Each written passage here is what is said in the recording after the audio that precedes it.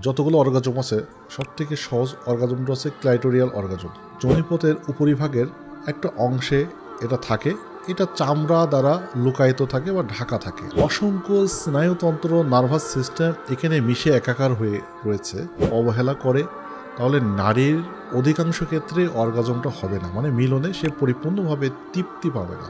90% অর্গাজমটাই এই জায়গাটাই হয়ে যায়।